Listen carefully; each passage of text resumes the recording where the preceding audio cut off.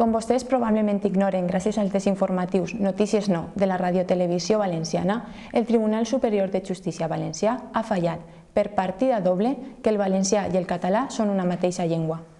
Els fallos s'han produït a conseqüència de sengles demandes de les universitats de València i d'Alacant i del Sindicat de Treballadors i Treballadores de l'Ensenyament.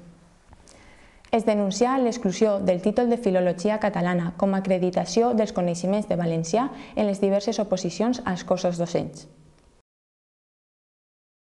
Ja són 14 vegades consecutives en què el Tribunal Autonòmic declara vàlides tant la denominació de català com de valencià per a la nostra llengua.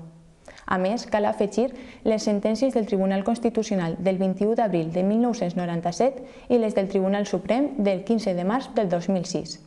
Ens consta que ni els consellers González Pons i Fontdemora ni el cardenal García Gasco estan darrere d'aquestes noves i contundents decisions judicials. En canvi, de moment, no hi ha indicis clars que el president de la Generalitat, Francisco Camps, hi tinga o no res a veure.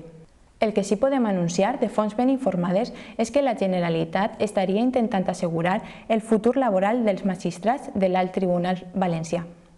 Després d'afirmar la secretària autonòmica d'Educació, Concepción Gómez, que no pensa acatar cap ni una de totes aquestes sentències. Continuarem informant.